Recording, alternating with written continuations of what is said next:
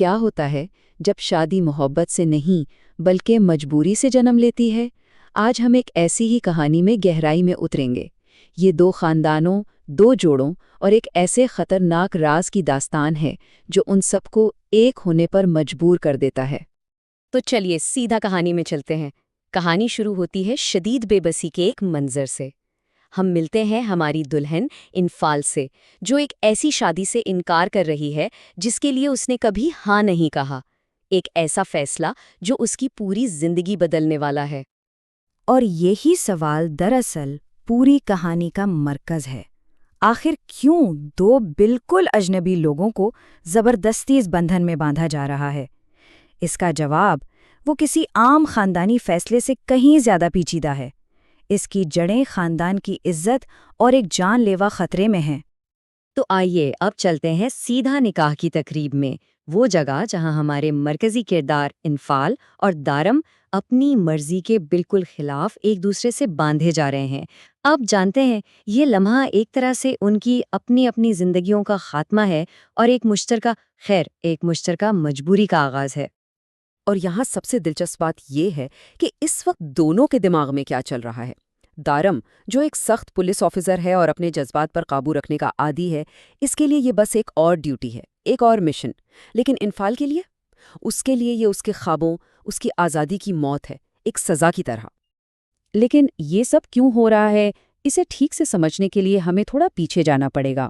ہمیں اس خاندان کی تاریخ دیکھنی ہوگی جو سچ پوچھیں تو صدمے اور انا کی وجہ سے بکھری پڑی ہے، اور اب ہم یہ دیکھنے والے ہیں کہ کیسے ایک نسل کی غلطیوں کی قیمت اگلی نسل کو چکانی پڑ رہی ہے۔ یہ ٹائم لائن آپ کو دکھاتی ہے کہ سب کچھ کتنی تیزی سے غلط ہوا۔ یہ صرف کچھ واقعات کی لسٹ نہیں، یہ ایک مکمل تباہی کی کہانی ہے۔ صرف چند ہفتوں میں انفال کی پوری دنیا الٹ پلٹ ہو جاتی ہے، اور خاندان کو کچھ ایسے فیصلے لینے پڑتے ہیں جن کا تصور بھی نہیں کیا جا سکتا تھا۔ تو آپ دیکھ رہے ہیں، اصل بات یہ ہے کہ یہ کہانی صرف انفال اور دارم کی نہیں ہے، بالکل بھی نہیں۔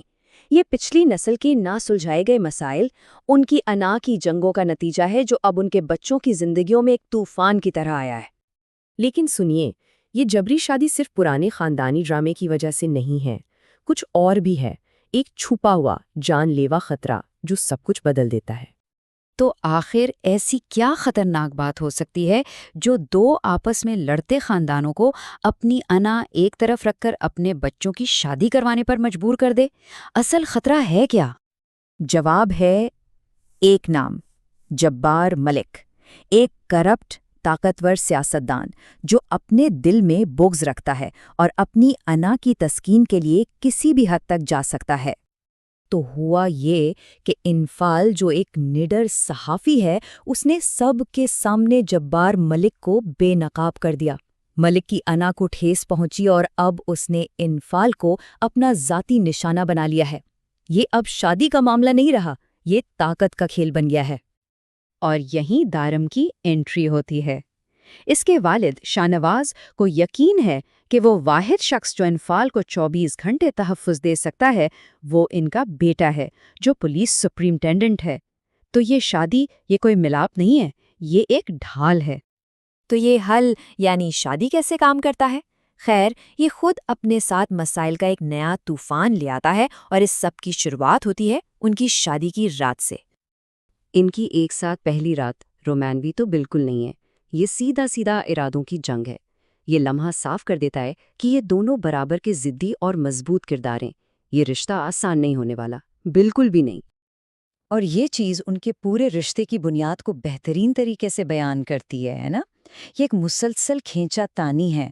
وہ ایک دوسرے سے لڑ رہے ہیں، لیکن ساتھ ہی اس کشش سے بھی لڑ رہے ہیں جسے وہ جھٹلا نہیں پا رہے ہیں۔ ایک شادی شدہ جوڑے کے طور پر ان کا پہلا دن بس دباؤ سے بھرا ہوا ہے۔ باہر سے خاندانی ڈرامہ، اندر طاقت کی کشمکش، اور یہ سب انہیں قریب لانے کے بجائے ایک دوسرے سے مزید دور کر رہا ہے۔ لیکن یہاں ایک ٹوسٹ ہے۔ جیسے جیسے باہر کا خطرہ بڑھتا ہے، یہ صرف نئے جوڑے کو ہی نہیں بلکہ ان کے والدین کو بھی مجبور کرتا ہے کہ وہ آخر کار اپنی ماضی کی غلطیوں کا سامنا کریں اور انہیں سدھارنے کی کوشش کریں۔